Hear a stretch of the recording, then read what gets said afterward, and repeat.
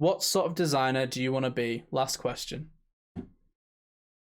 It's really tough because the more I do design, the more I explore different facets of it, the more that I have to be honest with myself and say,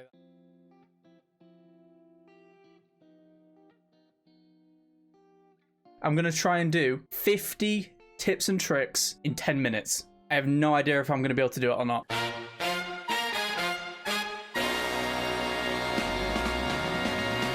This is not going to happen in 10 minutes. Hey guys, please subscribe so I can afford to see a therapist about my unhinged mania here. And today I'm here to tell you about something pretty cool. Making shit look good.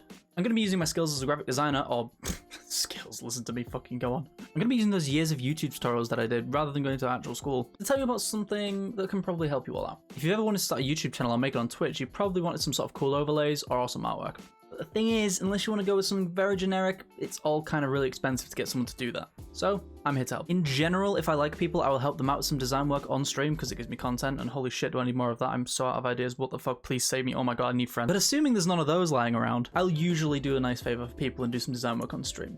But in the absence of time, and because I'm perpetually tired, I can't always do that. So what else could I do? Besides moving my hands like this like I'm conducting an orchestra, I can give you a bit of useful information. So in today's video, we're going to be rewatching something that happened on stream where I broke down 50, yes, 50, you ungrateful fucks, 50 tips and tricks on how to do your own awesome things with streaming, YouTube, life. I did not prepare this intro. If you ever wanted to make YouTube videos, then hopefully these tips help you out. That would be like 12 seconds a tip.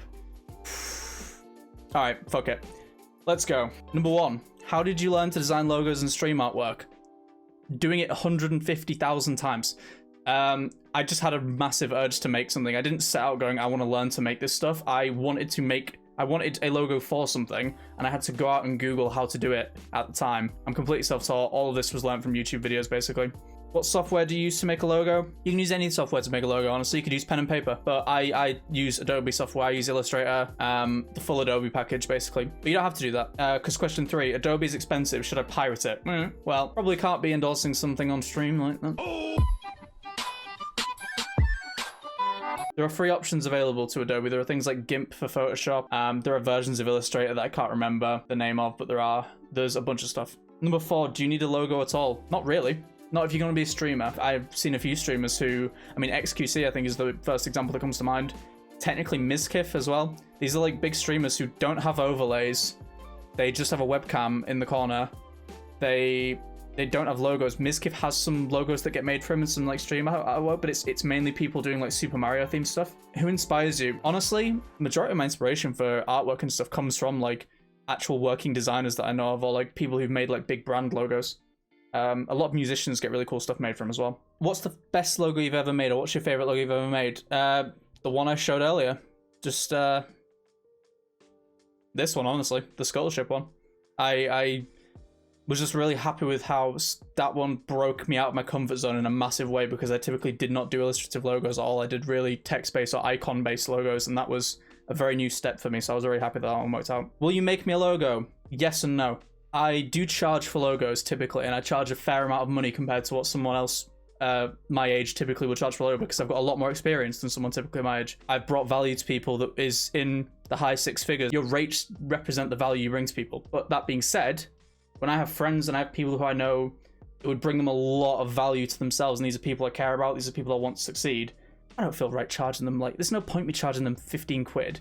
I might as well just do it for free, because that's a project that I want to do pro bono. That's like a piece I want to do as a favor for people, because what I get out of that, I get validation from seeing people succeed. So my email is down below, my Twitch description, or my YouTube description. If you want to talk about a full branding package or a logo, email me, we can have a chat about your idea. How big do you design logos? Do you use A4? That's a bit of an oxymoron of a question. You don't really design logos at one set size. If you're designing a logo at a set size, it is a specific export of that logo. You don't typically make a logo at one size, because if you need to put a logo on if let's say you become a huge streamer, you want to put your logo on a billboard at Times Square, if you then get asked to put your logo on a badge for merch, what are you going to do? You're going to export some pixelated mess? Nah. You make logos in Illustrator, which means they're vector artwork, which basically means it's graph data, essentially. It's just telling it how to draw that shape whenever it draws it, and then you will export it at 1080 or at 500 pixels or at 5000 pixels.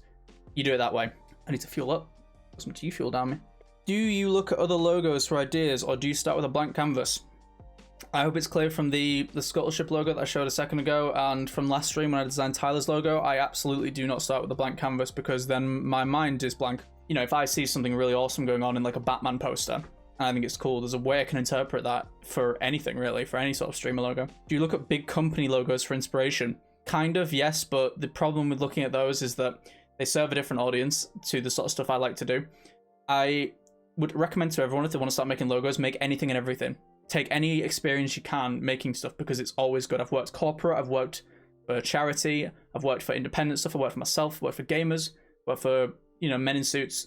You gotta take what you can get at first, but eventually you start to develop your style, you find what you like. It might not be what you expect, but for me, I like gaming stuff, so typically, unless it's a brand like, you know, Razer, it's very unusual these days that I'll take direct inspiration for a project I'm working on from big brands. I still appreciate big brands and the people who make them, but typically I look to other things for inspiration: movies, games, mixed media, things that video games are informed by.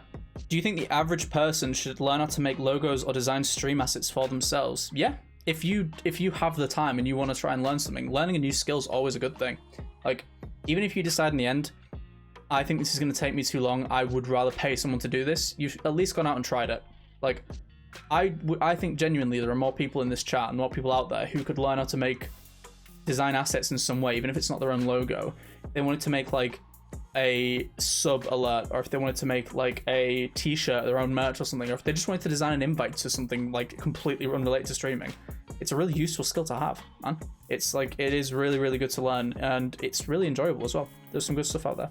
Do I need a custom overlay to be a big streamer? Kind of addressed this earlier, but technically no. However, I would argue that everything you can do to help your stream will help. So people like XQC and Mizkif who don't have any overlays at all, they just literally go live with a cam and no overlays. They don't really, I don't think, even have anything in their about sections that has any artwork. I think they're the exception to the rule. I don't think they are the rule. I think if you're going to go and try and sell yourself against other streamers, it's really nice to have something memorable visually to differentiate itself, so that people ever see you twice, they know that they remember you. But technically speaking, no. How is your OBS set up? This could be an entire video in itself, and I'm tempted to make one at some point. But I've now split my audio into multiple tracks. That's how one thing I've done with my OBS, so that my YouTube can record without Spotify interfering. I've set up Streamelements so that while I'm on OBS, I can see things like my activity feed. So when someone subs, I can see who it was and I can thank them, or donors or follows or anything. I can skip and mute the text-to-speech alerts, and I have a stream chat on the right-hand side. And the other thing is I just have all my overlays from Streamelements tagged in as one integration. But again, I will recommend some videos to you guys in a minute. If you're watching on YouTube, it'll be down in the description below. If you're watching on Twitch, I'll just start spamming it in chat soon. And it'll be basically all the ways that I set up this. And it's like 2 videos. They're like literally, it's 2 10-minute videos each.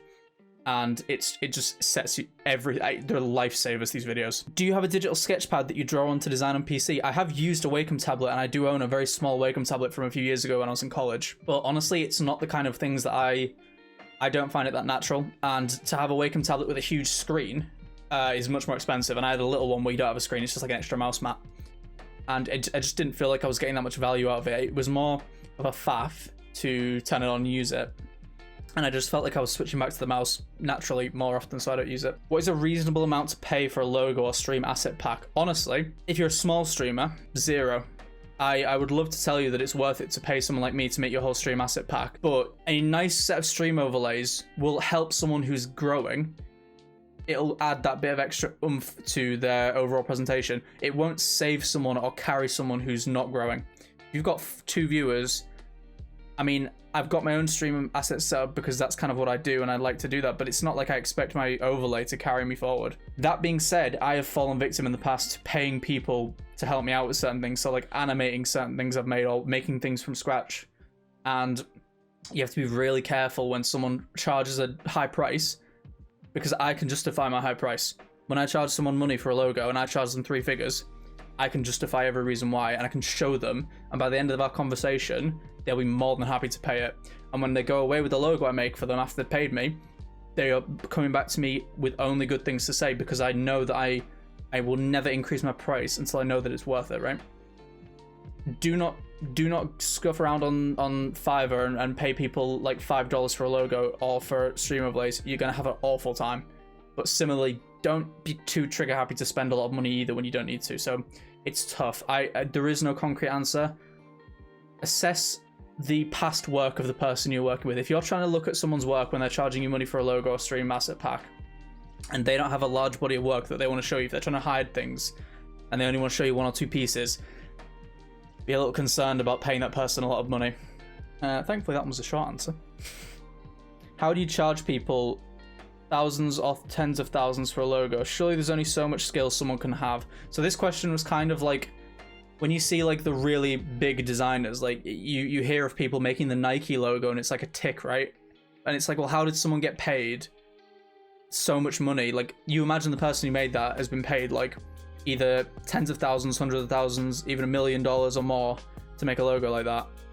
Like, why? Surely there's only a certain level of skill, and then we sort of cap out, and at that point, what are we paying extra money for? When we bring this into the context of streaming, if I was to make a stream asset pack for someone who has 5 viewers, the risk associated with that is relatively low. If someone is streaming to 50,000 people, if they have a bad brand at the end of the day, that does impact things. That is important, because every single viewer is going to see it, every single sponsor is going to see it, and if there's like a spelling mistake, if something's not centered, if it just looks wrong, if it just looks awful, it carries with it a lot more weight, it reaches a lot more eyes at the end of the day. If something goes wrong for 5 viewers, when you hit 50, you can just go back and get a new one, because it hopefully didn't cost you too much. We're maybe getting a bit too in-depth on this topic now, but basically, you pay for risk associated with things, and if people have to design logos and brands for things that go into a lot of places and get seen by a lot of eyes, it's more risk associated with it. They're going to do more research, and that's why they charge more. What do you think of websites like Fiverr? Ask any designer this question and they'll love to answer it. I don't like Fiverr. I don't. I've regrettably, I'm gonna say that I made an account once and tried to add work to it when I was younger. Just don't buy work from Fiverr, please. Like, even if you find that diamond in the rough where it's not someone trying to scam you, it's not someone who's completely wasting your time, who doesn't know what they're doing, or it's more than likely, I'm not gonna lie, when you find good work on Fiverr, it's likely a rip-off of something else that someone is charging you 50 quid for and rehashing it 50 times in different colors. They're literally going to take a template, drop a piece of text into it, like type out the word like Doomster 48. They're going to literally change one text file, and this pre-made Photoshop template is going to change stuff for them. You're paying for either trash or something that already exists, right? The one time you find a diamond in the rough on Fiverr, it's someone massively undervaluing themselves, and I feel horrible that it's leaking into the industry like that. There are entire design communities on like Facebook and places and Discord where people constantly just lament that someone's walked up to them and said, I don't want to pay you £90, which for me is a low price anyway, and said, oh, because I saw it on Fiverr for 10 quid. And it's like, really? Like, these people are trying to eat, man. Like, come on. I hate Fiverr, I'm not gonna lie, I do hate Fiverr. Try and avoid using it. You should find a nice person like me who's willing to do you favors, than find someone on Fiverr who's willing to rip you off. What if I really need streaming overlays or a logo and I'm really poor? Again, it's tough, but my answer to you would be either go without or find a way to get it. The middle ground, which is very rare, is that sometimes people like me are willing to do people favors because, you know, they want to take passion projects on. I'm still young enough to where this hasn't broken me mentally yet. Someone who's like an absolute boss professional who's like 45, they're probably going to run out of steam of doing free stuff and free favors because they've probably been asked for it for 20 years. So, I don't know. Catch me on a good day is what I'd say to that one. Can you do animation? It's a skill I'm learning. If someone was to ask me to animate things for them, I'd offer to do it, but I wouldn't dare charge them. I can do 2D, not 3D. When I say I can do it, I can do the very bare bones.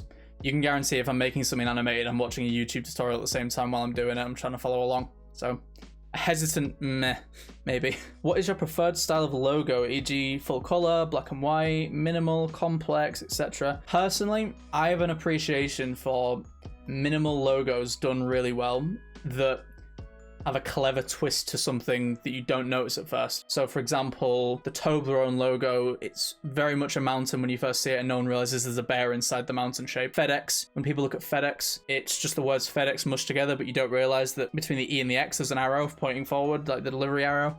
More obvious one, Amazon, A to Z, because it's representing the whole wide catalog they've got. It goes all the way through the letter of the alphabet. There's a bunch of hidden things in logos that are great. I love when a simple logo is done really well. I can appreciate a larger illustrative piece, but like my favorite stuff is when someone gets a really clever idea to make a simple thing very smart. Do any of these styles have advantages over others? If you're going to be a streamer, honestly, you can go with whatever you want. I would suggest you can have both. If we take a look back at the Scholarship logo again, I did a version of this where I just had the text on its own and just the skull on its own, so that I could, you know, if I needed to make this smaller, I could just have the important part of the text. So my response would be, make it adaptable, make it able to do both. Make it complicated if you want to make a big detailed 1920 by 1080 wallpaper. Get a version that's simpler if you're just going to put it as like a little icon logo for like your Twitter profile. Which streaming software should I use? OBS, XSplit, Streamelements, Muxy, etc. In my opinion, there's the most tutorials out there and the most resources to help you get started on Streamlabs OBS and OBS Studio. The advantages these have is that they're relatively easy to get going on. Streamelements is something I would massively recommend because it takes the more complicated parts of, you can get going on OBS and Streamlabs OBS really quickly, but adding extra stuff to it can be a bit fiddly, and Streamelements takes the faff out of that by making it so that you can just design it all on this one panel on the website, real easy drag and drop, and then you put it in as one browser source, so it's really simple. I would recommend Streamelements to everyone. How do you make good YouTube thumbnails? That's a Photoshop skill. I've been using Adobe Illustrator for a lot of logos. Thumbnails are 90% Photoshop. You want to take something interesting as the subject matter, get a really nice bold font that grabs attention if you're going to do a font-based thing, or if you're just going to do images. You just want something that grabs people, because you have to imagine your thumbnail not just as itself, but you have to like almost imagine it alongside 50 others and think like, what can I do to differentiate it? What can I do to make it look different? How do I turn a logo or artwork into merch? Quite a simple answer with this is just a print company will do most of the heavy lifting for you. The hardest part about merch is having an audience big enough to where people are actually going to buy it. Because especially if you're not going to do drop shipping, if you're going to order stock, you got to shift that stock or you've not made any money, you've lost money. The more colors you add to merch, the more expensive it's going to be because the more ink they have to use when they go through it. All you want to do is you just want to send a nice, non-pixelated, preferably vectored artwork PDF to a print company in an email. Ask them for a quote on however many things you want. They'll handle it all for you. They'll tell you any problems with it, they'll tell you. They'll ask you to fix it, or they'll request permission to do the things themselves and say, we need to align this certain way, will you let us do it, and we'll show you what we've done. Print companies are great. Make friends with them. I have a favorite print supplier that I use for work, and we just chat and we just get on with stuff. If I ever needed a personal project, they could help me out. How do you make sub alerts? So depending on whether you want to make static images or videos, if you want to make static image sub alerts, go into Illustrator or Photoshop, make something pretty, and export it as a PNG. If you do it as a JPEG, it'll obviously have a background. If you want to do something with video, it's a little bit more complicated, but it's not too bad. You basically need to make your video, your animated thing or whatever, and if you want any of it to be transparent, you have to make it like a really garish, bright color that's not included in the rest of the image, and then color key it out or chroma key it out, whatever the technical term is. And you do that in OBS, so that's how you would do, or in whatever system you're using, Streamelements, whatever. Can I include a character that I like from a game in my logo? Depends. If the image you're using is definitely not going to be copyright included, so if it's just if you've taken an image from like cinema photo mode in a game, then sure. If it's going to be like an image that might have been used in that exact way on like a promo poster, be a bit careful. And in general, I would say if you like Fortnite, you can have a Fortnite style logo. There's plenty of license-free Fortnite style logos out there. Fonts. There's Fortnite style fonts floating around. Don't take any artwork that's on actual posters or representative. Words are hard. Or like, you know, actual official logos and stuff. Where do you find fonts? Me personally, I built up a library of fonts that I like over time, and I keep them on file. You can go to dafont.com, DAFONT. It has a few kind of cheesy fonts, but if you have a good hunt for a while, they have a lot of good ones as well. You can even type in a preview of what you need. And there's also things like my fonts as well, but those are often more expensive. They can be paid. The Dafont fonts are usually always free, but just have a hunt around, man. How long does it take you to design things? Well, as you might remember from last stream, it took me ages to design that logo because I was getting in my own head a bit and having a bit of creative block. Sometimes you'll crank something out first time and it'll just go like clockwork and you'll do it in like an hour. Sometimes it'll take you all day. One thing I will say is that it's a little unfair sometimes when people ask designers to work on an hourly rate, because you often get punished for being better at your job. I've been designing for like a long time now, since I was like 15. I'm nearly 24 now. I've gotten much faster at designing things because I've just gotten more efficient with the tools. I know how to ideate a lot better. Learning to have ideas is like an actual skill. If I can get somewhere quicker, more effectively, if I'm charging an hourly rate for that's kind of shit, because then I'm losing money for being better at my job. But at the same time, do you ever collab with other artists or designers? Not as much as I should, but quite oftentimes, especially when I need things that are outside of my skill set, there's one person I know if I ever need a photo taking, I go to her. She's the best photographer I know. People I collab with most of the people I'm making the logo for. You might have noticed last time when we did the logo on stream, I wanted Tyler on the call in my ear kind of thing, because at the time, mainly when we're in the ideas phase, I want his feedback of like, what do you think of this? Like, what do you think of this angle? Like, we can work together a lot on that. Once it gets down to the more nitty gritty and I think, okay, I know what we're doing now, let's rock. Then I sort of set him free to go off and do his thing. What resources did you use to learn from? Honestly, this probably isn't the best answer.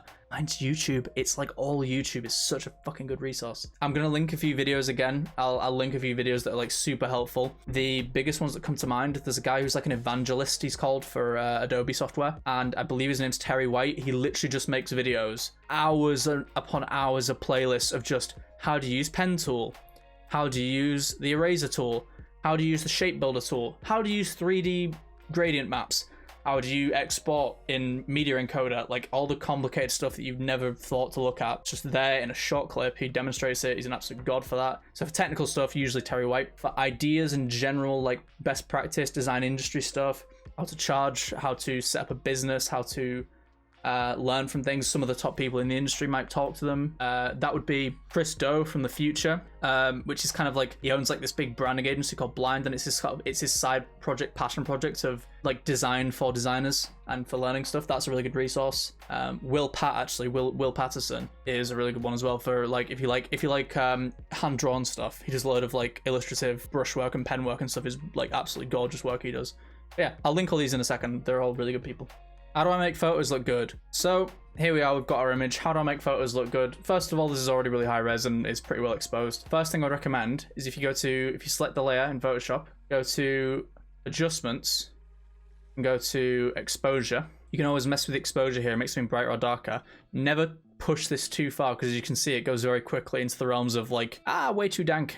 The other thing you can mess with is the contrast. So you can use the contrast thing here to make it a bit more sharp. And guess what as well, if you've got other things going on in the image, there is an auto contrast and an auto color as well, an auto tone sort of thing. If you want to do some different effects for like your thumbnails and stuff, here's one thing that someone showed me offhandedly for like 5 seconds one day and it changed my life. You go to this little icon down here, basically it's like a little half circle. This is where you get a lot of your like outer effects and overlays and stuff. I go to called gradient map.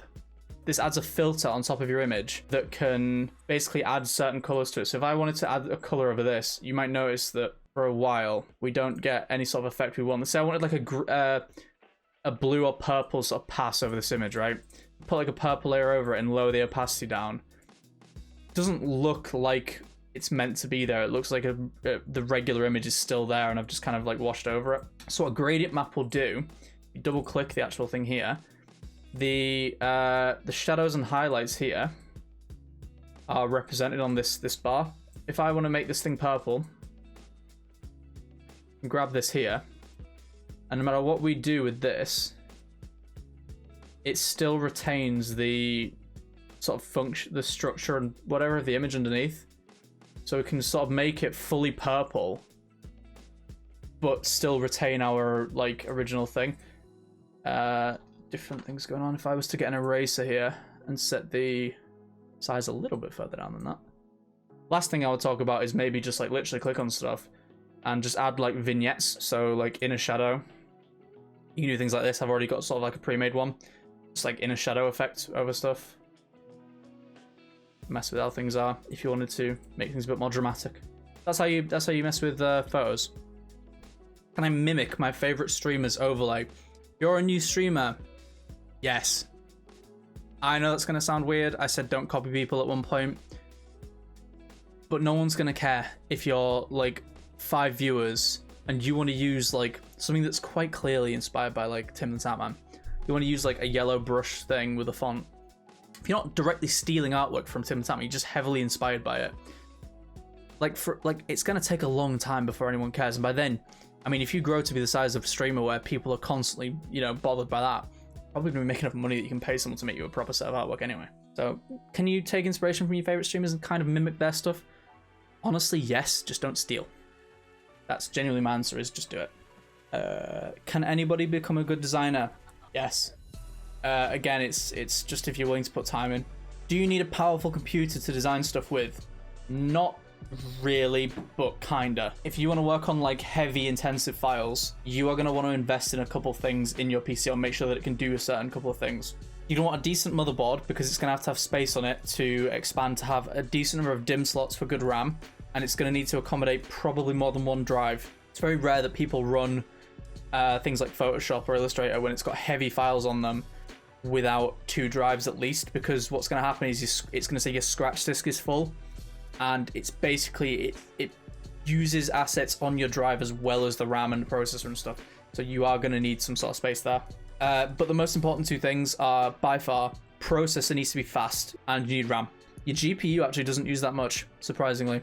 I know, which is weird because it's got a graphics card and you're making graphics, but surprisingly uses somewhat little capacity on your GPU. It's mainly RAM is going to cause you nightmares, and a lot of processing power as well. Why do designers like Macs so much? You don't need a Mac. You can design on Windows perfectly fine. I'm on a Windows right now. I did have a Mac laptop for a while. It's broken. I need a new one. And I do have a Mac at work, which I've not used in over a year because of COVID. I prefer designing on Macs just because they are designed in such a way that lets you navigate the software with more ease. It's not that they're better. The internal components of a Mac are the same, if not worse in some scenarios, than a Windows PC. It's just that, like, to glide around the software, it uses things like various touch gestures that you can do really quickly and easily without thinking about it when you get used to it. You can move around in, like, whatever way on the, axes you want. When you've got a scroll wheel on a Windows mouse, you have to, like, hit Control, scroll to scroll left and right, or let go and just scroll up and down, and it's very clunky and janky. Right? But you don't need a Mac at all. Don't go out buying a Mac just because someone told you need one. By no means you need to drop an insane amount of money on a Mac just to do design work. No way. Someone made a logo for me and it sucks. What should I do? Be polite. Try not to break their heart. But you should tell them. You should tell them if it's not fulfilling your means. One reason in my mind, and one reason only, that's because the communication wasn't right at the start. And 99.9% of the time, that's down to the designer. That's their fault. Is it a bad time to say I don't like it?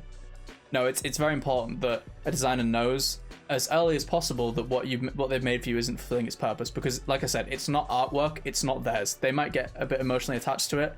It's not for them, it's for you. It's got to serve your purpose. If it's not right for you, that's a problem, and you should be telling them that. How do I make sure my designer doesn't hate me? I get this vibe from people a lot. Probably because I try and be ultra accommodating to a lot of things that some designers don't have time for because they work in offices and stuff. Some designers don't have time in a workflow to attend to every need as and when, and a lot of the time people can feel like they're messing people about when they're coming in and being like, can I just, oh, well, or if they need to do revisions and the person's like having to spend more time on it, they're oftentimes feeling pretty guilty. And it's try and just have everything prepared that you're gonna want up front. The only thing designers really get frustrated about is when they feel like people are backpedaling a lot constantly because the job's on amend 55 and it feels like they're unwilling to sort of come and sit down and talk about stuff. That's the only thing really that ever seems to make people feel like their time's being wasted, as if they've had to redo something through no fault of their own a lot. But usually, like I say, if you've not been clarified what the work is, that should be the designer asking better questions in a brief. So the only ways I would say to not make your designer hate you is pay on time. That's it. People have bills to pay. If you're nice, if you're polite, if you're respectful, if you try and work with them as best you can, they should be handling everything. What's the best pizza? Barbecue chicken. Don't at me. If I want to learn to make logos, where should I start? I think I've done like the same few questions a bunch of times, but it's fine. YouTube or me. Probably me. Don't go to YouTube, go to me. How do you learn all the complicated tools in Adobe programs? Using them and messing them up. Help, I broke something, I can't leave this menu. Someone will have had it before. Someone will have the answer in a forum. Google is your friend. I've broken my software and the Adobe forums suck, help me. For this one, I had this recently. My Adobe wouldn't launch. Like, none of the programs. And I had work to do. Like work, not this work. Fun, like, not fun work. I had to get my wage and it wasn't gonna happen. Completely uninstall the software. Go find your preferences folder. Again, Google's your friend. Delete your preferences and reinstall it. That's it. Usually a lot of the problems with Adobe, if it won't launch or if something's freezing up or seizing up, it will either tell you or just try uninstalling, cleaning out the folder of preferences and restarting again. Are there online communities I can talk to cool people in and learn more about design or find designers? Yeah, there are. There are communities online like Behance, Dribbble, to an extent Pinterest, but some people aren't massive fans of it, where designers go to showcase their work because they want to put their portfolios there, essentially. If you don't find straight up portfolios, you'll often find links to them. You'll meet a lot of cool people sharing their artwork around. Dribbble is my favorite website in the world, honestly. I think that's the best one for me personally. I don't like the way Behance organizes stuff. It's too clunky. But yeah, we do tend to clump together, usually over a beer. If you ever go down a craft beer street in any city, you'll likely find designers there. Trust me, you'll know what we look like. I'm not sure what to ask for to get the logo I want from a designer. So this is probably, if you don't speak the lingo and you haven't been seasoned in the field, it's probably, you're hiring someone to make a logo for you, it's probably pretty common that you're not going to know what to ask for. Just tell them what your project is, why you're passionate about it, what it needs to do, and what it needs to represent. And if you can, maybe give a couple of examples of people that you'd like to be like. What audience member does it come to? One of the best things you can do is you can just literally invent a fake person, pretend you're on The Sims, invent Sarah, the single mum who wants to be watching this arts and crafts stream, or invent Josh, the pro gamer amateur Apex player who wants to become the next Shroud, and just picture like who you want to be watching your stream and what sort of stuff they would consume in their daily life, what music would they listen to, what films would they enjoy, and you build up a sort of sense of genre from your audience, and from that, that's the basis for where you get a load of inspiration for logos, for stream assets, for everything, right? The logo visuals spawn from that naturally because you'll see instantly if it's too aggressive, if it's too soft, if the colors don't work, if it needs color. You'll start to see all that like instantly when you compare it to things in that realm. Can you be a designer if you have a disability? Yeah, I've got one. I'm colorblind as balls. I can't see shit. You could technically be an amazing designer and never touch a computer. You could get someone else to do the heavy lifting for you, but you could be really good with the ideas, right? How do I get out of creative block? It's a really tough one and it's unique to everybody, but my usual suggestion to people if they're dealing with creative block in anything in life is evacuate yourself from that space immediately. Go take a break. Even if you're on deadline, just take 5 minutes. Leave everything behind. Leave the room, leave the thing, leave your phone, whatever it is that you're attending to that you've got block on. Leave it. Come back and just don't sit down for a minute. Just like look at it from a distance. You know, that's what happens. You persevere, you push through it, you look at other things, you try something completely different, and eventually you get around it. Fallout just broke my PC. Oh no. Well, that's Fallout 4. That's what you get for playing the bad one. Go play New Vegas. My logo doesn't look right and I can't tell why. It's probably too complicated, or it probably is asymmetrical, or it probably... You know what? Just do the thing I mentioned earlier. Go stand back and take a look at it from further away. That honestly is usually the best way to get perspective on things. I've lost motivation. How do I regain enjoyment of design? This is true for, I think, streaming as much as anything. People get demotivated really quickly. You don't want to do it because it's not going where you want it to go. You're not successful, you're not making money. Like, let's be real. I know why you all want to start streaming or doing whatever. It's because you enjoy gaming and whatever. You want to make money doing it, right? If you want to make your stream look all sexy and you decide to go pick up a talent of design, you want to use it to make money, right? It's obvious. No, people want to spend their time doing what they want to do, and if they can get paid for it, even better, right? So I guess if you feel like you're losing motivation to do it, take a hard look at what you're doing and think, like, you know, if I wasn't ever going to get paid for this and a fortune teller told me that this was never going to be something I was successful at, would I still do it from time to time anyway? And if the answer is yes, then I think that's your motivation right there, to think like, I can take my time and I can just take a break from this. I have time. I'm not like old as hell. Realistically, if you've lost motivation for a while, taking a small break will, if you actually do want to do it, it will remind you why you want to do it, because you'll feel the urge to come back. That's why this is like my 4th attempt at streaming, right? I know this is something I probably do want to do. It's just that every single time I leave, it's because I've reached that block, and every time I come back, I've overcome something. So if you're having a real creative meltdown with design and you feel like you're hating it, take a step back. Like, same as every answer I've given for the last 5 questions. Just like remove yourself from the stress for a minute and just remember why you wanted to do it in the first place. Can you look at my designs and critique them on stream? Yeah. I'll be as savage as you want. What sort of designer do you want to be? Last question. It's really tough. because the more I do design, the more I explore different facets of it, the more that I have to be honest with myself and say that I don't know if I enjoy designing for other people as much as I enjoy designing for myself to augment other things.